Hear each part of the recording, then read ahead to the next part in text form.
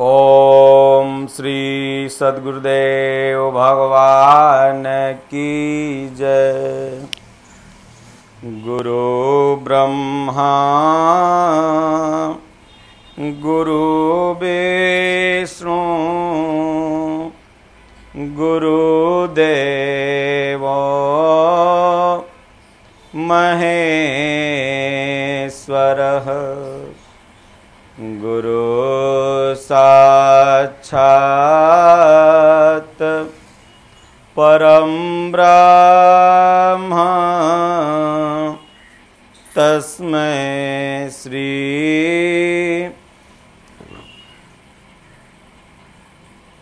गुरुवे नमः। अखण्डमण्डलाकारं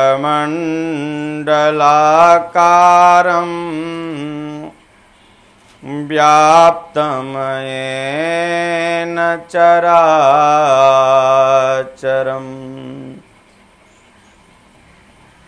तत्पदं दर्शितं येन तस्मै श्री गुरुवे नमः। दीनदयाल बिरद संभारी हरहु नाथ मम संकट भारी। जहि विधि होहि नाथ हित मोरा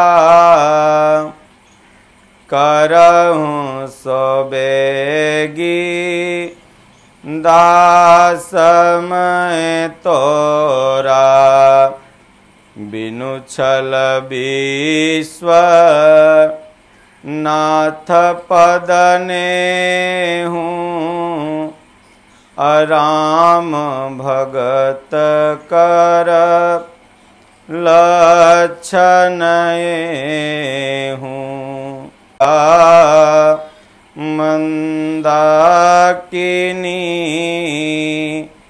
चित्रकूट चितचारु तुलसी सुभग स्नेहवन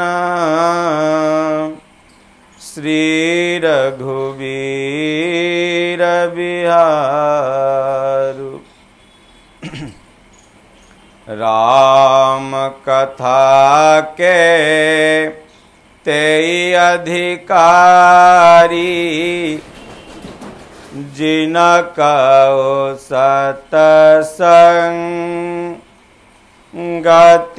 अति प्यारी। राम कथा काली बिटप कुठारी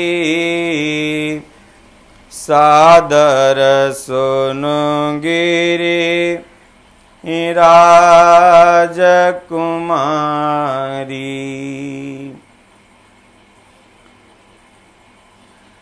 बिनु सतसंग विवेक न होई अराम कृपा बिनु सुलभ न सोई। बोलो जय सिया राम जय जय सिया राम। बोलो जय गुरुदेवम जय गुरुदेव। गुरु बिनु भवनिधि तरहि न कोई। जो बिरांचि शंकर सम होई। गुरु निराकार हैं, महिमा अपार है। शरण में जो आ गया उसका बेड़ा पार है।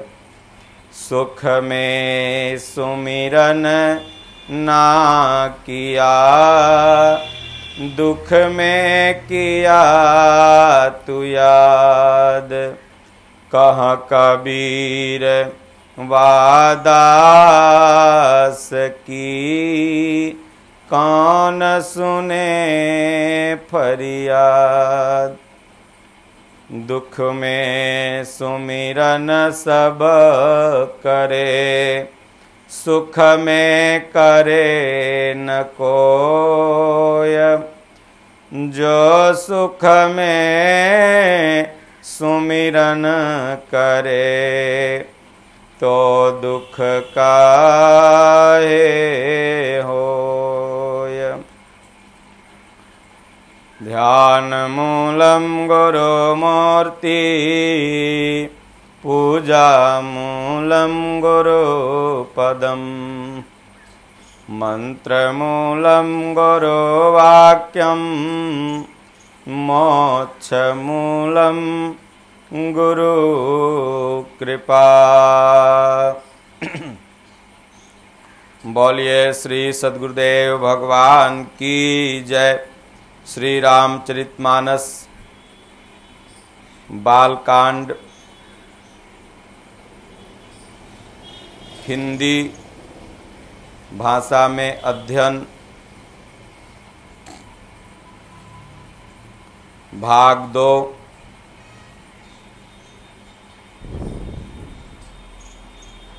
गोस्वामी तुलसीदास जी कहते हैं, सज्जनगण इस राम कथा को अपने जी में श्री राम जी की भक्ति से भूषित जानकर सुंदर वाणी से सराहना करते हुए सुनेंगे। मैं न तो कवि हूँ, न वाक्य रचना में ही कुशल हूँ। मैं तो सब कलाओं तथा सब विद्याओं से रहित हूँ। नाना प्रकार के अक्षर, अर्थ और अलंकार, अनेक प्रकार की छंद रचना, भावों और रसों के अपार भेद और कविता के भांति भांति के गुण दोष होते हैं। इनमें से काव्य संबंधी एक भी बात का ज्ञान मुझ में नहीं है। यह मैं कोरे कागज पर लिखकर शपथ पूर्वक सत्य सत्य कहता हूँ। मेरी रचना सब गुणों से रहित है। इसमें बस जगत प्रसिद्ध एक गुण है, उसे विचार कर अच्छी बुद्धि वाले पुरुष जिनके निर्मल ज्ञान हैं इसको सुनेंगे। इसमें श्री रघुनाथ जी का उदार नाम है जो अत्यंत पवित्र है, वेद पुराणों का सार है, कल्याण का भवन है और अमंगलों को हरने वाला है, जिसे पार्वती जी सहित भगवान शिव जी सदा जपा करते हैं। जो अच्छे कवि के द्वारा रची हुई बड़ी अनूठी कविता है, वह भी राम नाम के बिना शोभा नहीं पाती। जैसे चंद्रमा के समान मुख वाली सुंदर स्त्री सब प्रकार से सुशोभित सुसज्जित होने पर वस्त्र के बिना शोभा नहीं देती, इसके विपरीत कुकवि की रची हुई सब गुणों से रहित कविता को भी राम के नाम एवं यश से अंकित जानकर बुद्धिमान लोग आदर पूर्वक कहते और सुनते हैं, क्योंकि संत जन भौरे की भांति गुणों को ही ग्रहण करते हैं। यद्यपि मेरी इस रचना में कविता का एक भी रस नहीं है, तथापि इसमें श्री राम जी की प्रताप समाहित है। मेरे मन में यही एक भरोसा है, भले संग से भला किसने बड़प्पन नहीं पाया है। धुआं भी आग के संग से सुगंधित होकर अपने स्वाभाविक कड़वेपन को छोड़ देता है। मेरी कविता अवश्य ही कल्याण करने वाली राम कथा रूपी उत्तम वस्तु का वर्णन किया गया है। इससे यह भी अच्छी समझी जाएगी। तुलसीदास जी कहते हैं कि श्री रघुनाथ जी की कथा कल्याण करने वाली और कलयुग के पापों को हरने वाली है। मेरी इस भद्दी कविता रूपी नदी की चाल पवित्र जल वाली नदी अर्थात गंगा जी की चाल की भांति टेढ़ी है। प्रभु श्री राम जी के सुंदर यश के संग से यह कविता सुंदर तथा सज्जनों के मन को भाने वाली हो जाएगी।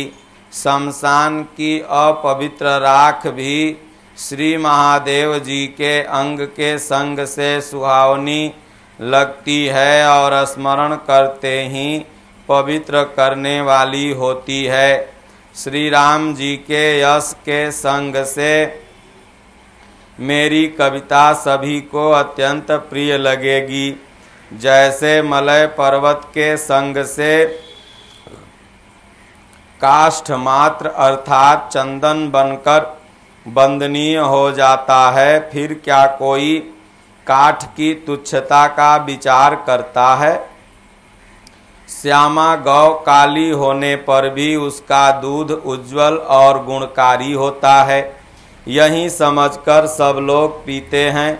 इसी तरह गंवारू भाषा में होने पर भी श्री सीताराम जी के यश को बुद्धिमान लोग बड़े चाव से गाते और सुनते हैं। मणि माणिक और मोती की जैसी सुंदर छवि है, वह सांप पर्वत और हाथी के मस्तक पर वैसा शोभा नहीं पाती।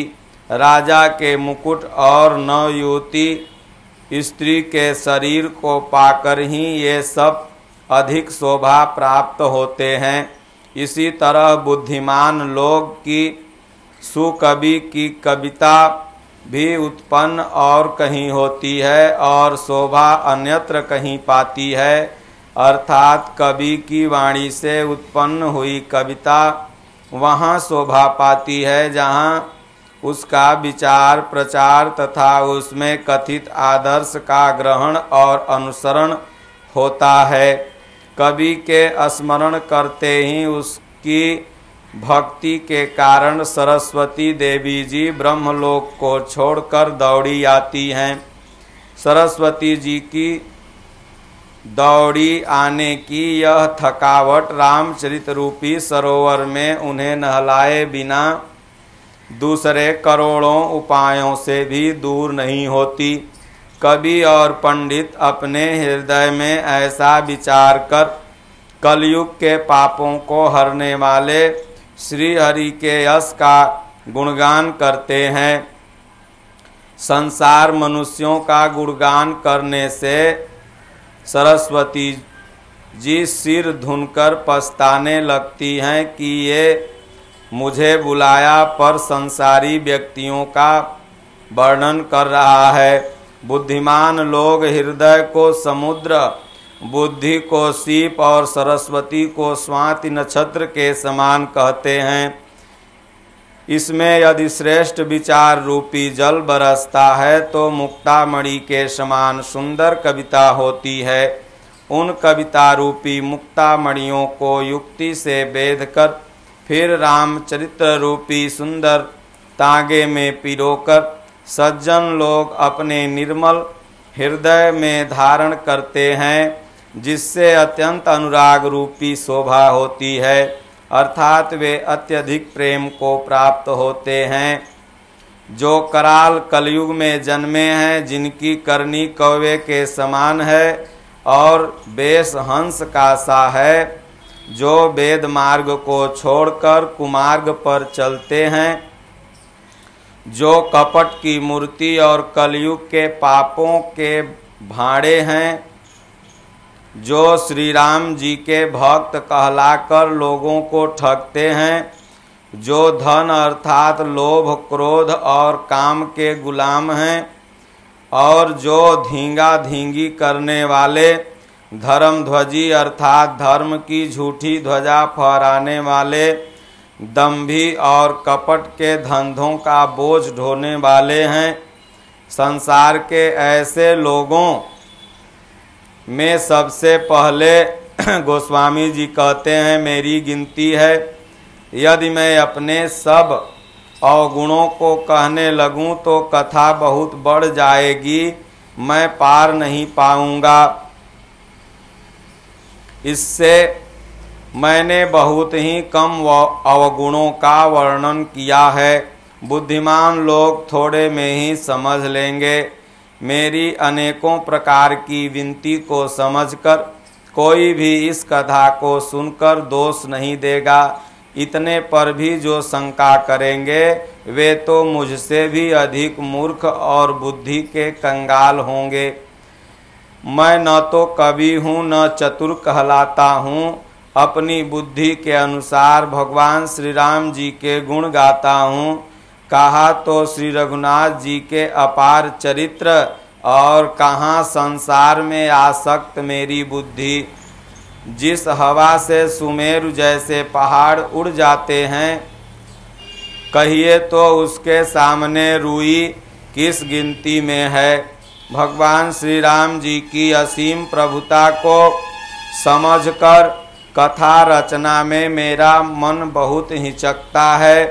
सरस्वती जी, शेष जी, शिव जी, ब्रह्मा जी, शास्त्र वेद और पुराण ये सब नेति नेति कहकर अर्थात पार नहीं पाकर ऐसा नहीं कहते हुए सदा जिनका गुणगान किया करते हैं। यद्यप प्रभु श्री रामचंद्र जी की प्रभुता को सब प्रकार से अकथनीय ही जानते हैं, तथापि कहे बिना कोई रह नहीं पाया। इसमें वेद ने ऐसा कारण बताया है कि भजन का प्रभाव बहुत तरह से कहा गया, अर्थात भगवान की महिमा का पूरा वर्णन तो कोई कर ही नहीं सकता, परंतु जिससे जितना बन पड़े उतना भगवान का गुणगान अवश्य करना चाहिए, क्योंकि भगवान के भाव बहुत ही अनोखा है। उसका नाना प्रकार से शास्त्रों में वर्णन है। थोड़ा सा भी भगवान का भजन मनुष्यों को सहज ही भवसागर से तार देता है। जो परमेश्वर एक हैं, जिनके कोई इच्छा नहीं है, जिनका कोई रूप और नाम नहीं है, जो अजन्मा हैं, सच्चिदानंद और परम धाम हैं, जो सब में व्यापक एवं विश्वरूप, उन्हीं भगवान ने दिव्य शरीर धारण करके नाना प्रकार की लीला की है। वह लीला केवल भक्तों के लिए ही है, क्योंकि भगवान परम कृपालु हैं और शरणागत के बड़े प्रेमी हैं, जिनकी भक्तों पर बड़ी ममता और कृपा है। जिन्होंने एक बार जिस पर कृपा कर दी उस पर कभी क्रोध नहीं करते। वे प्रभु श्री रघुनाथ जी गई हुई वस्तु को फिर प्राप्त करने वाले गरीब निवाज अर्थात दीन बंधु, सरल स्वभाव, शक्तिमान और सबके स्वामी हैं। यही समझकर बुद्धिमान लोग उन श्री हरि का यश वर्णन करके अपनी वाणी को पवित्र और उत्तम फल मोक्ष और दुर्लभ भगवत प्रेम देने वाली बनाते हैं। उसी बल से महिमा का यथार्थ वर्णन नहीं, परंतु महान फल देने वाला भजन समझकर भगवत कृपा के बल पर ही मैं श्री रामचंद्र जी के चरणों में सिर नवाकर श्री रघुनाथ जी के गुणों की कथा कहूँगा। इसी विचार से वाल्मीकि, व्यास आदि मुनियों ने पहले हरि की कीर्ति गाई है। भाई, उसी मार्ग पर चलना मेरे लिए अच्छा होगा, सुगम होगा। जो अत्यंत बड़ी श्रेष्ठ नदियां हैं, यदि राजा उन पर पुल बंधा देता है तो अत्यंत छोटी चींटियां भी उन पर चढ़कर बिना ही परिश्रम पार हो जाती हैं।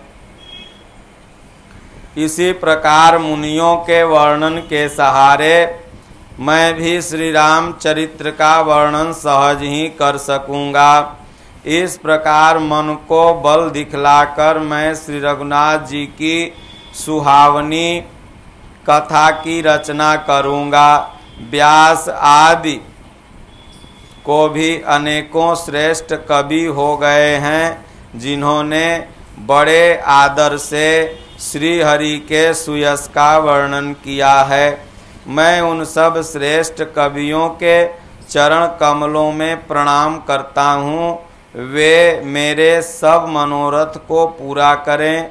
कलयुग के भी उन कवियों को मैं प्रणाम करता हूँ, जिन्होंने श्री रघुनाथ जी के गुण समूहों का वर्णन किया है। जो बड़े बुद्धिमान प्राकृत कवि हैं, जिन्होंने भाषा में हरि चरित्रों का वर्णन किया है। जो ऐसे कवि पहले हो चुके हैं, जो इस समय वर्तमान में हैं और जो आगे होंगे, उन सब को मैं सारा कपट त्याग कर प्रणाम करता हूँ। आप सब प्रसन्न होकर यह वरदान दीजिए कि साधु समाज में मेरी कविता का सम्मान हो, क्योंकि बुद्धिमान लोग जिस कविता का आदर नहीं करते, मूर्ख कवि ही उसकी रचना का व्यर्थ परिश्रम करते हैं। कीर्ति, कविता और संपत्ति वही उत्तम है जो गंगा जी की तरह सबका हित करने वाली हो।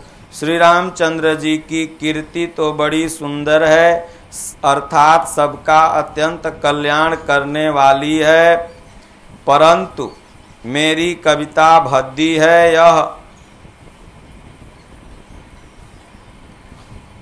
असमंजस्य है, अर्थात दोनों का मेल नहीं मिलता। इसकी मुझे चिंता है, परंतु हे कवियों, आपकी कृपा से यह बात मेरे लिए सुलभ हो सकती है। रेशम की सिलाई टाट पर भी सुहावनी लगती है। चतुर पुरुष उसी कविता का आदर करते हैं जो सरल हो और जिसमें निर्मल चरित्र का वर्णन हो, तथा जिसे सुनकर शत्रु भी स्वाभाविक वैर को भूलकर सराहना करने लगे।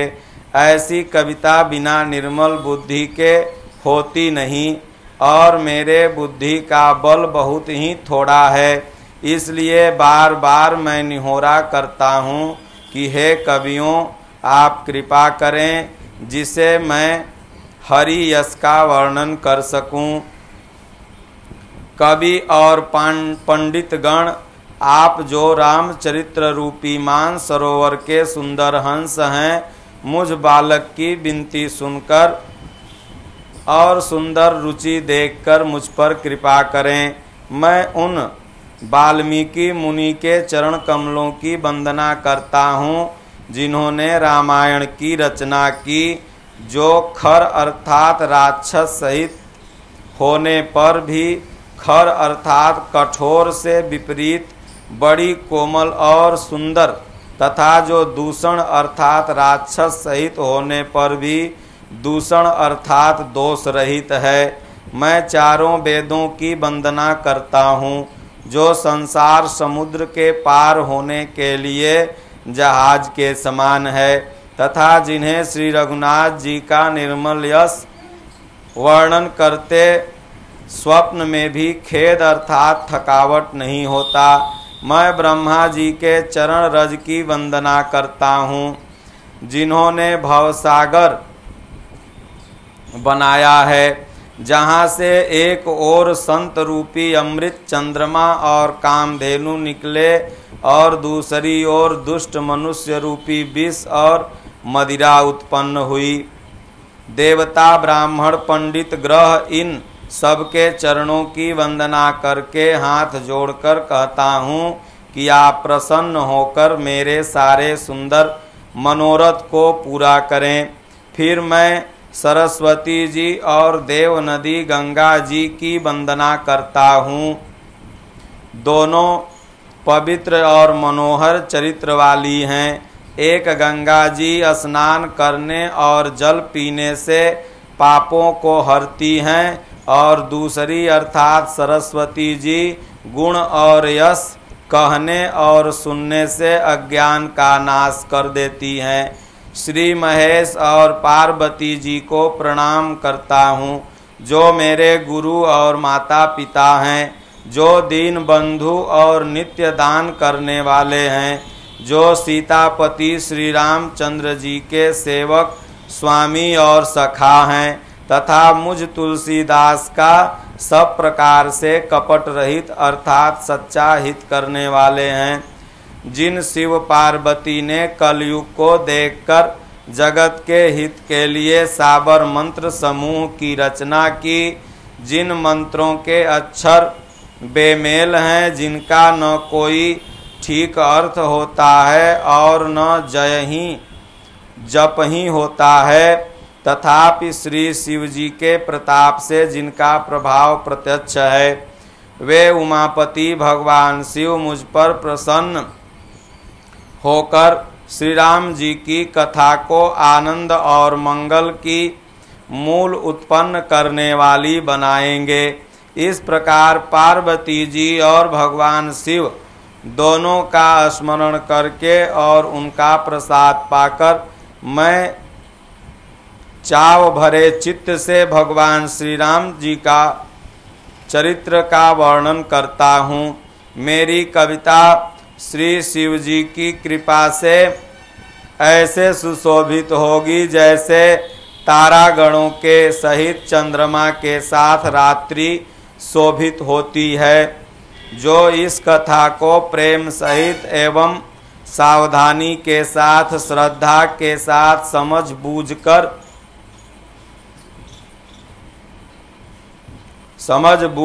सुनेंगे,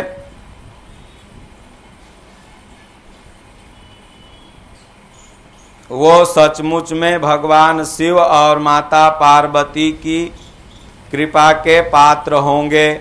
मैं अति पवित्र अयोध्यापुरी और कलयुग के पापों का नाश करने वाली श्री सरयू नदी की वंदना करता हूँ। फिर अवधपुरी के उन नर नारियों को प्रणाम करता हूँ जिन पर प्रभु श्री राम जी की ममता थोड़ी नहीं अर्थात बहुत ज़्यादा है। उन्होंने अपनी पुरी में रहने वाले सीता जी की निंदा करने वाले धोबी और उसके समर्थक पुर नर नारियों को भी पाप समूह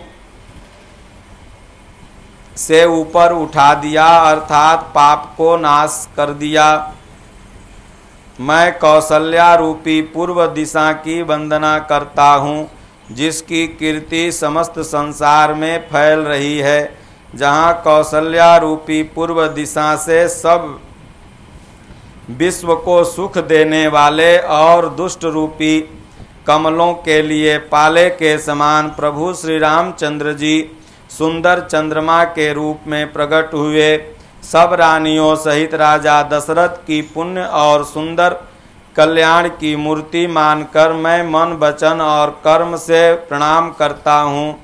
अपने पुत्र का सेवक जानकर वे मुझ पर कृपा करें, जिनको रचकर ब्रह्मा जी ने भी बड़ाई पाई है तथा प्रभु श्री राम जी के माता और पिता होने के कारण महिमा की सीमा है। मैं अवध के राजा श्री दशरथ जी की वंदना करता हूँ, जिनका श्री राम जी के चरणों में सच्चा प्रेम था, जिन्होंने दीन दयालु प्रभु के बिछुड़ते ही अपने प्राण को तिनके की तरह त्याग दिए। मैं परिवार सहित राजा जनक को प्रणाम करता हूँ, जिनका श्री राम जी के चरणों में गूढ़ प्रेम था, जिसको उन्होंने योग और भोग में छिपा रखा था, परंतु प्रभु श्री रामचंद्र जी को देखते ही प्रकट हो गया। भाइयों में सबसे पहले मैं श्री भरत जी के चरणों को प्रणाम करता हूँ, जिनका नियम और व्रत वर्णन नहीं किया जा सकता तथा जिनका मन प्रभु श्री राम जी के चरणों में भंवरों की तरह लगा रहता था। ओम श्री सद्गुरुदेव भगवान की जय। बोलो जय सिया राम, जय जय सिया राम। बोलो जय गुरुदेवम, जय गुरुदेव। गुरु बिनु भवनिधि तरहि न कोई, जो बिरांचि संकर सम होई। राम कथा के तेई अधिकारी, जिन कहूँ सतसंग गति अति प्यारी। राम कथा कलि बिटप कुठारी, सादर सुनु गिरि राजकुमारी। बोलिए श्री सद्गुरुदेव भगवान की जय। हरि ओम। शांति शांति शांति।